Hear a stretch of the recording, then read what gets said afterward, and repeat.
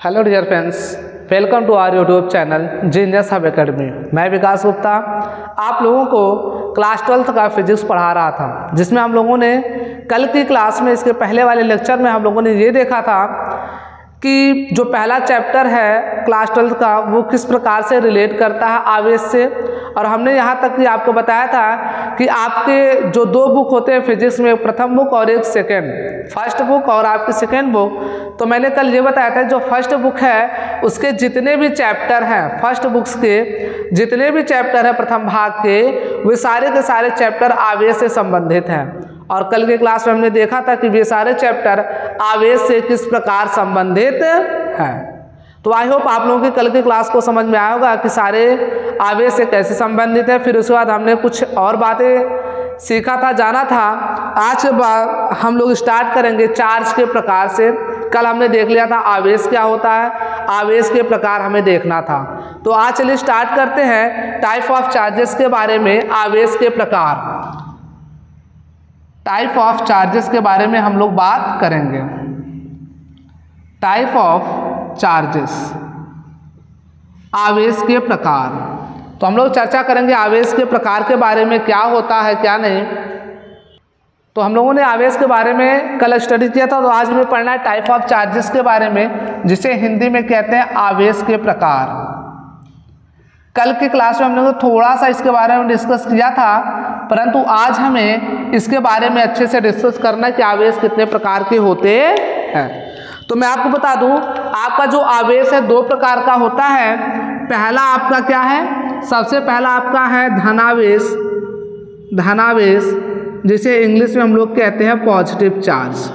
देखिए मैं यहाँ पे दोनों लैंग्वेज लिखते हुए चल रहा हूँ ताकि जो बच्चे सीबीएसई बोर्ड वाले हैं वो भी समझ सके और जो यूपी बोर्ड वाले हैं वो भी समझ सके। इसलिए दोनों बोर्ड के बच्चों को कोई प्रॉब्लम्स ना हो, इस वजह से हमने दोनों में लिखकर चल रहे हैं हम। जो बच्चे सीबीएसई बोर्ड वाले हैं वो इंग्लिश भी सीखते चलें, और जो बच्चे यूपी बोर्ड के हैं वो लोग हिंदी में भी पढ़ते चलें। और दूसरा जो हमारा होता है वो होता है ऋणावेश। ऋणावेश जिसे हम कहते हैं निगेटिव चार्ज, इसे हम कहते हैं निगेटिव चार्ज। तो हम बात करते हैं धनावेश क्या होता है, ऋणावेश क्या होता है। तो ध्यान से सुनना, जब किसी पदार्थ से इलेक्ट्रॉन त्याग दिया जाए, क्या कर दिया जाए, जब किसी पदार्थ से इलेक्ट्रॉन त्याग दिया जाए, या इंग्लिश में कहे जब कोई पदार्थ, कोई मैटर, कोई एटम इलेक्ट्रॉन को लूज करता है, इलेक्ट्रॉन को लूज करता है, तो उसके ऊपर कैसा चार्ज आता है, पॉजिटिव चार्ज। तो जब कोई पदार्थ या कोई मैटर, एटम अपने से इलेक्ट्रॉन को डोनेट कर देता है, इलेक्ट्रॉन को त्याग देता है, तो उसके ऊपर कैसा चार्ज आता है, पॉजिटिव चार्ज आ जाता है। कब, जब कोई एटम इलेक्ट्रॉन को लूज करता है, डोनेट करता है, अपने को त्याग देता है। ऋणावेश की बात करते हैं तो ऋणावेश कब आता है, तो जब कोई एटम या कोई पदार्थ इलेक्ट्रॉन को ग्रहण कर ले, इलेक्ट्रॉन को क्या करे, ग्रहण करे, या इसे इंग्लिश में कहते हैं हम लोग इलेक्ट्रॉन गेन करे, इलेक्ट्रॉन गेन करे। तो जब कोई एटम इलेक्ट्रॉन को लूज करता है, इलेक्ट्रॉन को गेन करता है, ग्रहण करता है, तो उसके ऊपर कैसा चार्ज आता है, ऋणावेश आ जाता है। तो हमने अभी देखा धनावेश कब होता है, तो जब कोई एटम या कोई पदार्थ, मैटर इलेक्ट्रॉन को क्या करता है, त्याग देता है, तो उसके ऊपर पॉजिटिव चार्ज।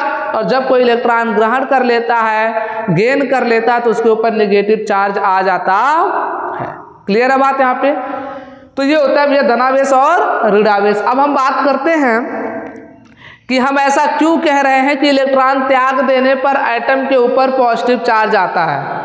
ऐसा क्यों होता है कि जब कोई पदार्थ इलेक्ट्रॉन को त्यागता है तो उसके ऊपर पॉजिटिव चार्ज आता है। और सबसे बड़ी बात आपको मैं ये भी बताऊंगा कि सिर्फ इलेक्ट्रॉन को ही त्यागा क्यों जा रहा है या इलेक्ट्रॉन को ही क्यों ग्रहण किया जा रहा है, प्रोटॉन की बात हम क्यों नहीं कर पा रहे। हम प्रोटॉन को क्यों नहीं कह रहे कि प्रोटॉन को त्याग देने पर ऐसा आवेश आ जाए या इलेक्ट्रॉन को त्याग देने पर ऐसा आवेश आ जाए। हर बार हम बात कर रहे हैं इलेक्ट्रॉन की, तो इसके बारे में जरा हम थोड़ी सी बात करेंगे। जरा देखिए मैं एग्जाम्पल ले रहा हूँ धनावेश के लिए कि धनावेशित क्यों हो जाता है इलेक्ट्रॉन त्यागने पर। तो फॉर एग्जाम्पल की हम बात करेंगे, फॉर एग्जाम्पल फॉर एग्जाम्पल की बात करते हैं हम लोगों ने बात ये किया एग्जाम्पल के तौर पर कि धनावेश क्यों हो जाता है कोई पदार्थ कोई एटम जब उसमें से इलेक्ट्रॉन क्या कर दिए जाते हैं, त्याग दिए जाते हैं। धनावेश के लिए सपोज करो मैंने एग्जाम्पल ले लिया सोडियम का। किसका ले लिया? सोडियम का। सोडियम का एटॉमिक नंबर कितना होता है? 11। परमाणु क्रमांक कितना होता है सोडियम का? 11।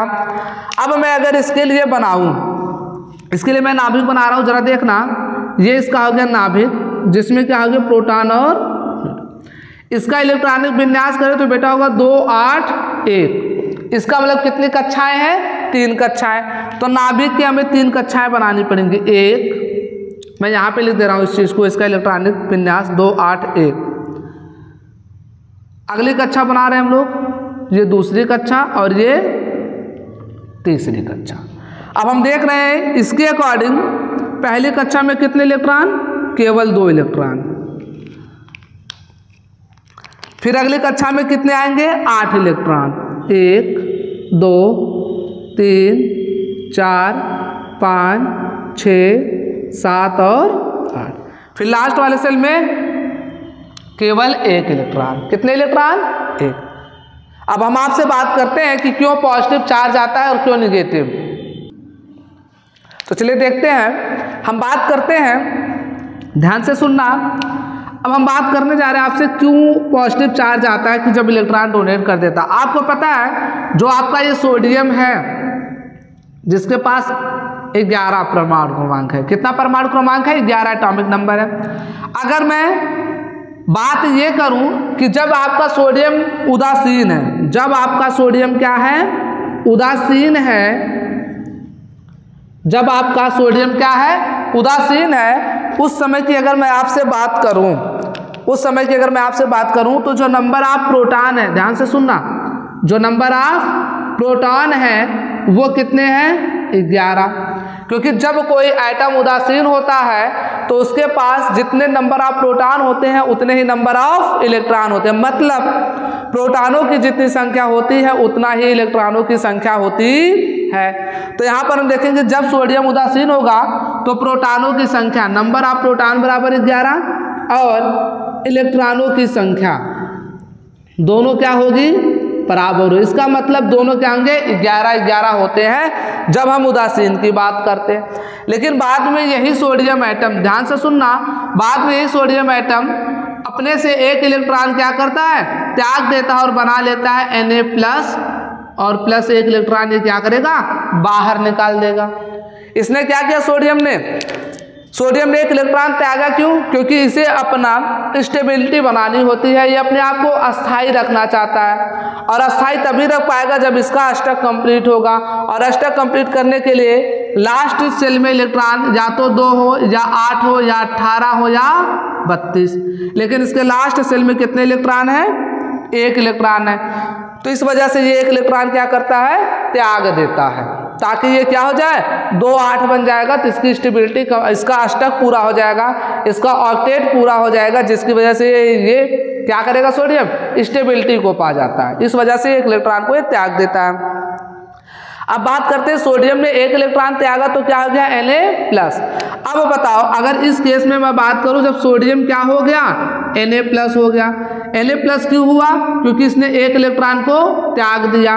अब जरा मैं आपसे पूछूं जब Na+ हुआ इस समय जो नंबर ऑफ प्रोटॉन है वो कितने हैं? देखो पहले कितने थे? प्रोटॉनों की संख्या कितनी थी? 11। क्या 1 इलेक्ट्रॉन त्यागने से प्रोटॉन की संख्या में कोई फर्क आया? प्रोटॉन कहीं इधर उधर हुआ? नहीं। मतलब प्रोटॉन जितना पहले था अभी भी उतना है। इस वजह से हम कहेंगे नंबर ऑफ प्रोटॉन कितने हो जाएंगे? 11। इसने त्यागा क्या है? इसने केवल त्यागा है इलेक्ट्रॉन को। इलेक्ट्रॉन क्यों त्यागा जाता है ये भी मैं बता दूं। तो इलेक्ट्रॉन को एनर्जी देकर आसानी से बाहर निकाला जा सकता है, जबकि प्रोटॉन को एनर्जी देकर आसानी से बाहर नहीं निकाला जा सकता, क्योंकि प्रोटॉन जो होता है नाभिक के अंदर होता है और नाभिक के अंदर एक प्रबल नाभिकीय बल से बंधा होता है, एक स्ट्रॉन्ग न्यूक्लियर फोर्स से बंधा होता है, जिसको एनर्जी देकर निकाल पाना इतना आसान नहीं होता। इस वजह से हम लोग इलेक्ट्रॉन से ही सारा काम करते हैं। इलेक्ट्रॉन ही त्यागा जाता है और इलेक्ट्रॉन बाहर निकाला जाता है। इस वजह से हम आपको बता रहे हैं इलेक्ट्रॉन ही बाहर निकाला, क्योंकि इसे आसानी से निकाला जा सकता है। क्यों? क्योंकि ये नाभिक के चारों ओर गति करता रहता है, तो इसे कम ऊर्जा देकर हम आसानी से बाहर निकाल सकते हैं। तो हम बात कर रहे थे जैसे Na कन्वर्ट हुआ Na+ में, इसने एक इलेक्ट्रॉन त्याग दिया तो प्रोटॉन के ऊपर कुछ भी नहीं हुआ, प्रोटॉन जितना पहले था अभी भी उतना है, लेकिन जो अब नंबर ऑफ इलेक्ट्रॉन है, नंबर ऑफ इलेक्ट्रॉन पहले कितने थे 11, अब उसने एक त्याग दिया तो बचे कितने 10। कितने बचे 10। और मैं आपको बता दूं जो प्रोटॉन पर आवेश होता है, चार्ज ऑन प्रोटॉन, प्रोटॉन पर आवेश कितना होता है तो मैं आपको बता दूं आवेश बराबर होता है +1.6 × 10⁻⁻19 कूलाम। और जो इलेक्ट्रॉन पर आवेश होता है, इलेक्ट्रॉन पर आवेश होता है -1.6 × 10⁻19 कूलाम। इसका मतलब ये है कि प्रोटॉन हो चाहे इलेक्ट्रॉन हो, दोनों पर आवेश का मान तो समान है, परिमाण में समान है, सिर्फ फर्क किसका, प्रोटॉन पर धन आवेश होता है, पॉजिटिव चार्ज होता है, जबकि इलेक्ट्रॉन पर नेगेटिव। अब जरा एक बात बताओ, अगर कहीं पे पॉजिटिव चार्ज और नेगेटिव चार्ज मिल रहे हैं तो दोनों एक दूसरे को क्या करेंगे, कैंसिल आउट करके 0 कर देंगे, ठीक है। ऐसे यहाँ पर देखो, यहाँ पर अगर हम बात करें 10 इलेक्ट्रॉन पर क्या होगा, माइनस चार्ज होगा, और ये 10 प्रोटॉन पर पॉजिटिव चार्ज, तो ये 10 इलेक्ट्रॉन का जो नेगेटिव चार्ज है वो 10 प्रोटॉन के पॉजिटिव चार्ज से मिलकर क्या करेगा, खत्म कर देगा, तो बचेगा कितना प्रोटॉन का आवेश 1।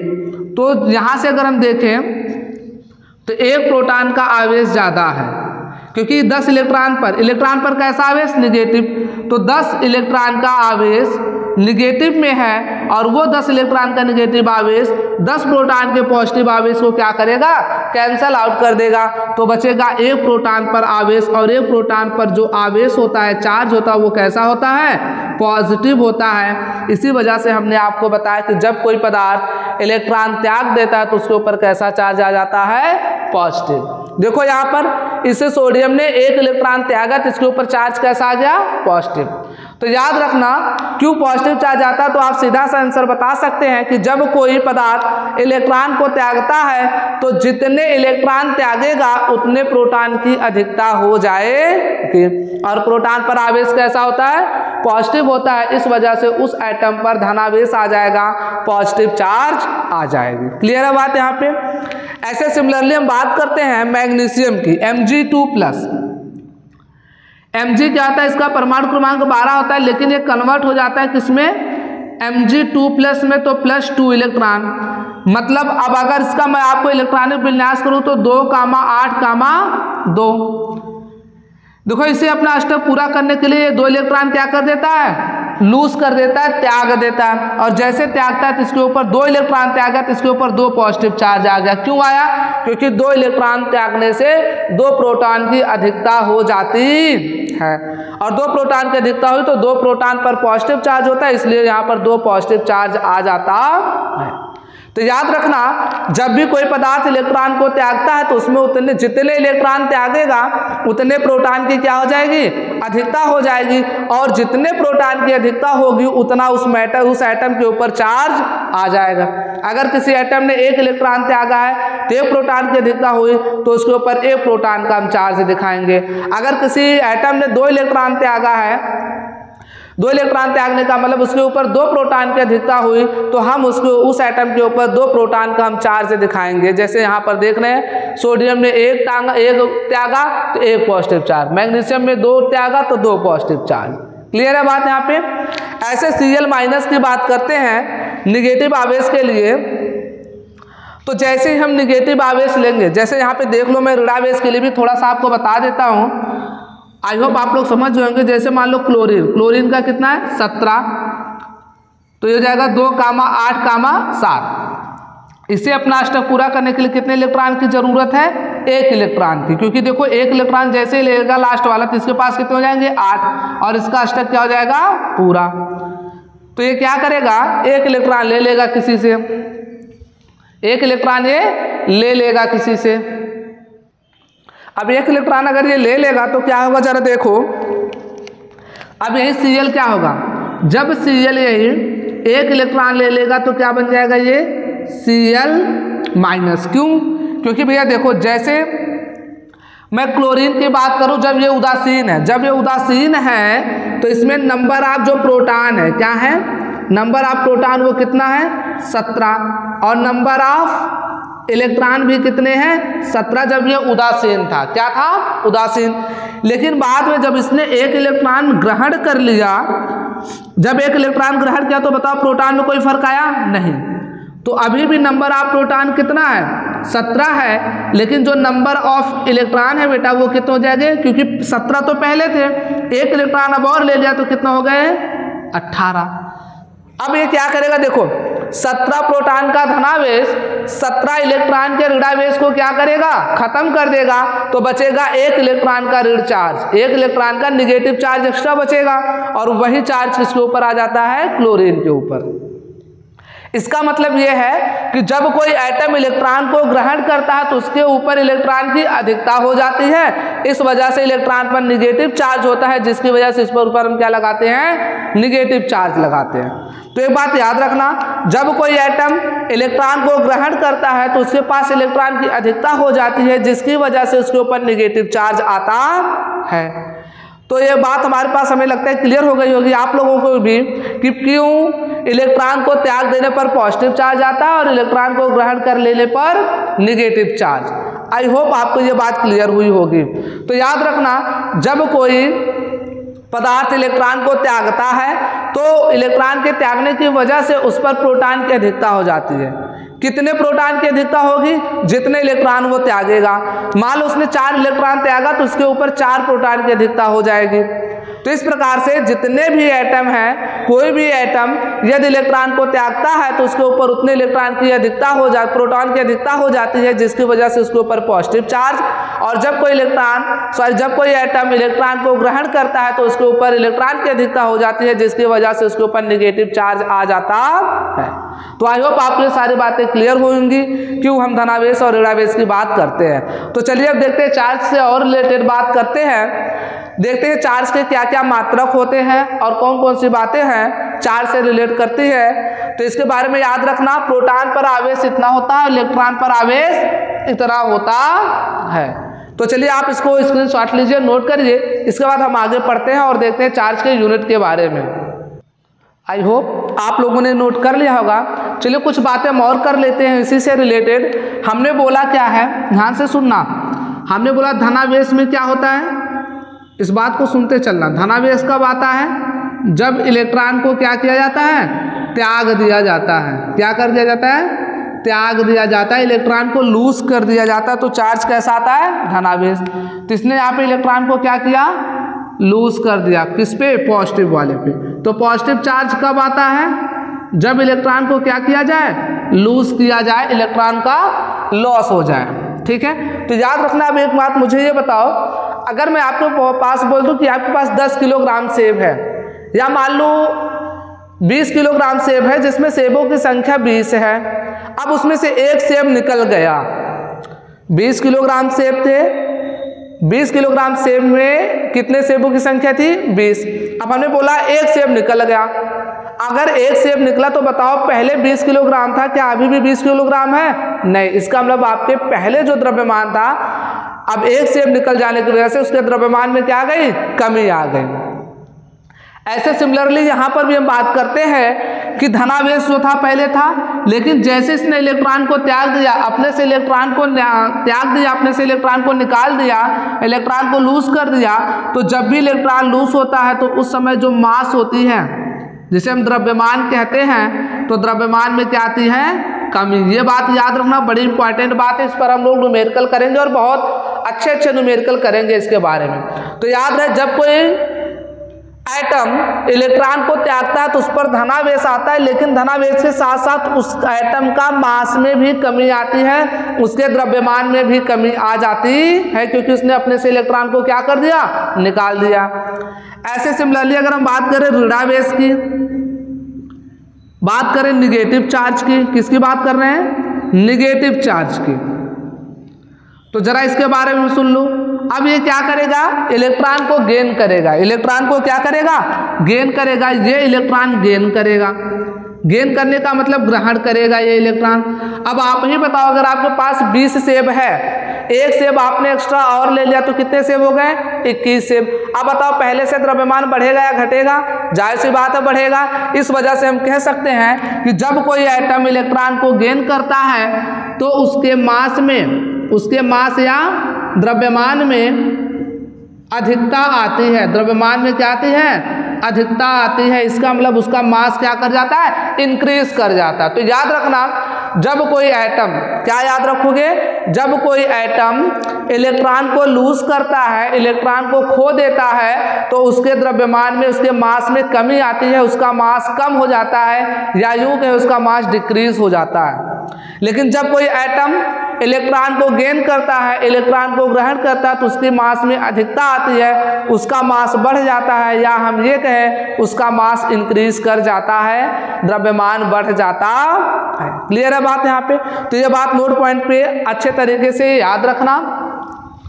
इसके बारे में हम लोग बात करते हैं आगे, यूनिट ऑफ चार्जेस के बारे में बात करेंगे कि आवेश के क्या क्या मात्रक होते हैं। ये इंपॉर्टेंट बात है जो मैंने अभी बताई, इसके ऊपर हम लोग न्यूमेरिकल भी करेंगे। देखिए अब अगली जो सबसे इंपॉर्टेंट टॉपिक है unit of charge. Unit of charge, आवेश के मात्रक, हिंदी में क्या कहेंगे? आवेश के मात्रक।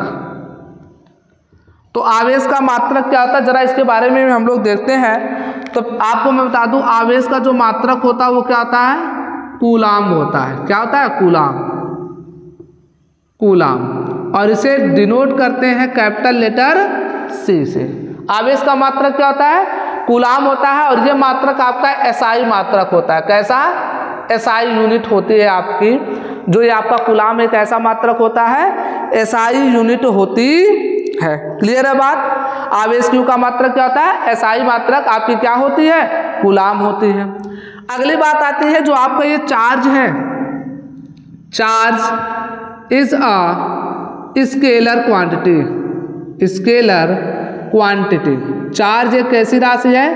अदिश राशि है। इसे हम यूं कहें तो हम कह सकते हैं हिंदी में आवेश अदिश राशि होती है। आवेश अदिश राशि होती है। क्लियर है बात? और अगर मैं आपसे पूछूं 1 कूलाम, अब ये क्या हो गया? 1 कूलाम बराबर होता है 3 × 10⁹ स्टेट कूलाम। स्टेट कूलाम, ठीक है। और ये जो आपकी यूनिट होती है किसमें होती है? CGS में। किसमें होती है? CGS में। अगर हम मात्रक की बात करें तो 1 कूलाम बराबर कितना होता है? 3 × 10⁹ स्टेट कूलाम। और ये मात्रक किसमें होता है? CGS में होता है। अगर इसके बारे में हम और आगे बात करें आवेश के, तो आवेश का और बता दें 1 फैराडे। 1 फैराडे जिसको हम रिप्रेजेंट करते हैं 1F से, इसमें होता है 96,500 कूलाम, जो अप्रॉक्स होता है, आता है 96,485, लेकिन हम लोग मानकर चलते हैं 96,500 कूलाम। कितना? 96,500 कूलाम। इसके बारे में 1 फैराडे में ये कैसे आता है, ये बात हम लोग जब केमिस्ट्री पढ़ते हैं, क्लास 12 की केमिस्ट्री, जिसका नाम है इलेक्ट्रोकेमिस्ट्री। क्या नाम है? इलेक्ट्रोकेमिस्ट्री, वैद्युत रसायन। तो वहाँ पे ये कैलकुलेट हम लोग ज़्यादातर करते हैं। 1 फैराडे वहाँ पे भी आता है। क्लियर है बात यहाँ पे? तो आपने देख लिया 1 फैराडे बराबर इतना कूलाम आपका होता है। आई होप आपको इतनी बात समझ में आई होगी। और एक यूनिट इसकी और है, मैं यहीं पे लिख दे रहा हूँ 1 absolute coulomb. 1 absolute coulomb, 1 absolute coulomb बराबर आपका होता है 10 कूलाम के। एक एब्सोल्यूट कूलाम में कितने कूलाम होते हैं? 10 कूलाम आवेश होते हैं। तो ये कुछ आवेश के मात्रक थे। पहला आवेश का मात्रक जो सबसे इंपॉर्टेंट है कूलाम, जो यूनिट होती है किसमें? SI में होता है। किसमें होता है? SI में। सबसे दूसरी बात, आवेश आपका क्या होता है? अदिश राशि होती है। 1 कूलाम बराबर होता है 3 × 10⁹ स्टेट कूलाम। किसमें? CGS में। और 1 फैराडे बराबर होता है 96,500 कूलाम। और 1 एब्सोल्यूट कूलाम बराबर होता है कितना?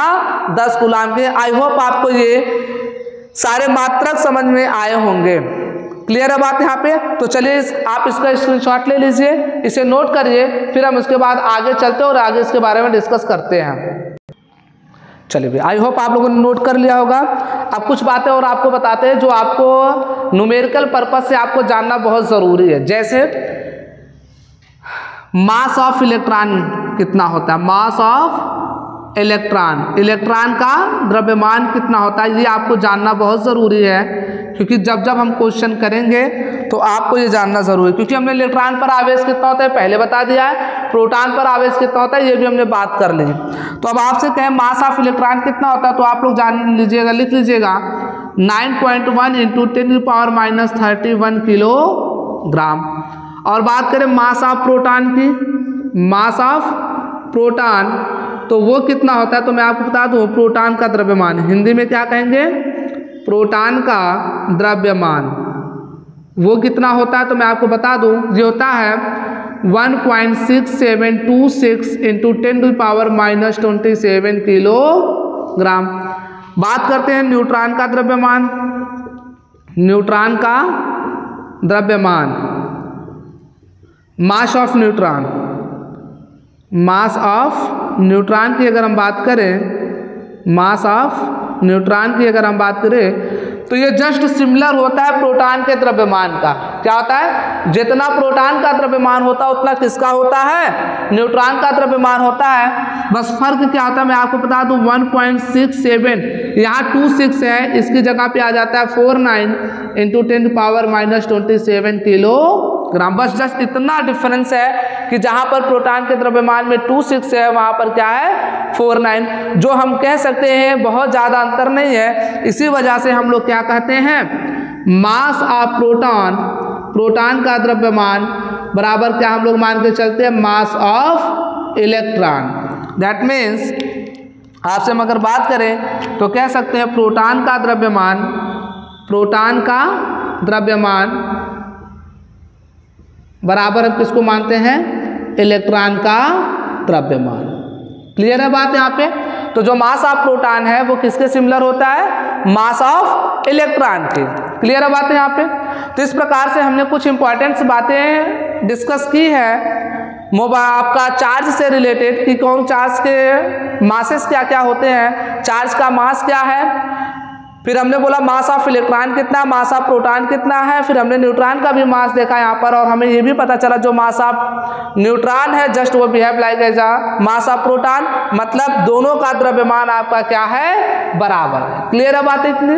तो ये बात आपको हमने सिखा दी। अब इसके बाद मैं आपको बड़ी इंटरेस्टिंग चीज़ बताने जा रहा हूँ जिसका नाम है, मैं आपको यहाँ पे कुछ बातें बताऊंगा क्वार्क्स के बारे में। इससे आपको ये पता चलेगा कि प्रोटॉन पर पॉजिटिव चार्ज क्यों आता है और न्यूट्रॉन पर आवेश क्यों नहीं होता। आपको बता दूं, आप लोग क्लास 10th में भी पढ़े होंगे जो आपका न्यूट्रॉन होता है, कौन, न्यूट्रॉन। न्यूट्रॉन ये कहा जाता है क्या है, उदासीन है। क्या है न्यूट्रॉन, उदासीन है। तो ये उदासीन क्यों होता है, उदासीन का मतलब जिसके ऊपर आवेश क्या हो, शून्य हो। तो न्यूट्रॉन क्या है, उदासीन है। उदासीन क्यों है इसके बारे में हम लोग चर्चा करेंगे अभी। और एक बात बड़ी इंपॉर्टेंट नोट करके आप सभी लोग लिख लो, नोट करके आप लोग सभी बात लिख लो। जैसे मैंने बोला सोडियम के बारे में हम लोगों ने बात की थी, सोडियम जब उदासीन था, सोडियम क्या था, उदासीन, और परमाणु क्रमांक कितना था, 11। तो उदासीन होने का मतलब ये नहीं होता है कि उसके ऊपर कोई आवेश नहीं है। यदि अगर कहा जाए कि ये एटम उदासीन है, ये एटम न्यूट्रल है, तो उस न्यूट्रल या उदासीन होने का मतलब ये नहीं होता है कि उसके अंदर कोई चार्ज नहीं है, कोई आवेश नहीं है। उसके अंदर आवेश होता है, बस फर्क क्या होता है, नेट आवेश शून्य होता है। नेट आवेश का मतलब कुल परिणामी आवेश शून्य होता है। हालांकि जितना नेट आवेश शून्य क्यों होता है, क्योंकि जब कोई एटम उदासीन होता है तो जितना नंबर ऑफ प्रोटॉन होता है उतना नंबर ऑफ इलेक्ट्रॉन होता है। तो प्रोटॉन पर होता है पॉजिटिव चार्ज और इलेक्ट्रॉन पर क्या होता है, नेगेटिव चार्ज। तो वे दोनों मिलकर एक दूसरे के इफेक्ट को क्या कर देते हैं, प्रभाव को कैंसल कर देते हैं। लेकिन इसका मतलब ये नहीं कि उसके अंदर चार्ज नहीं है। तो याद रखना, किसी एटम के न्यूट्रल होने का या उदासीन होने का ये मतलब बिल्कुल भी नहीं है कि उसके अंदर चार्ज नहीं है। चार्ज है, बस फर्क इतना है कि जितना पॉजिटिव चार्ज है उतना क्या है, नेगेटिव चार्ज है, और दोनों मिलकर एक दूसरे के प्रभाव को, इफेक्ट को कैंसिल करते हैं, इस वजह से उदासीन कहलाते हैं। तो ये बात याद रखना। तो चलिए हम आपको बताते हैं why proton is positive charge, या proton has positive charge and neutron has no charge, क्यों ऐसा होता है, इसके बारे में हम लोग डिस्कस करते हैं। तो आप लोग इसका एक बार नोट करिएगा, फिर हम लोग आगे चलते हैं। आई होप आप लोगों ने नोट कर लिया होगा। तो इसे हम रफ करते हैं और आपको हम बताएं थोड़ा सा क्वार्क्स के बारे में। यहाँ से कुछ बातें आपको पता चलेगी, तो ध्यान से सुनना इसके बारे में। देखिए यहाँ पे क्वार्क्स की बात करते हैं, इसकी बात करते हैं हम लोग। आई थिंक वीडियो की लेंथ ज़्यादा लंबी हो जाएगी, इसलिए हम इस लेक्चर को यहीं पे स्टॉप करते हैं। इसके बाद नेक्स्ट लेक्चर में हम आपको बताएंगे कि प्रोटॉन पर पॉजिटिव चार्ज क्यों होता है।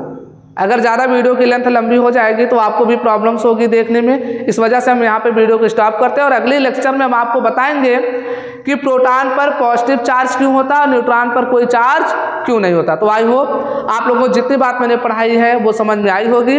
तो आज के लिए बस इतना ही, हम यहीं पर वाइंड अप करते हैं, इसको फिनिश करते हैं। अगले लेक्चर में हम आपको डिस्कस करेंगे।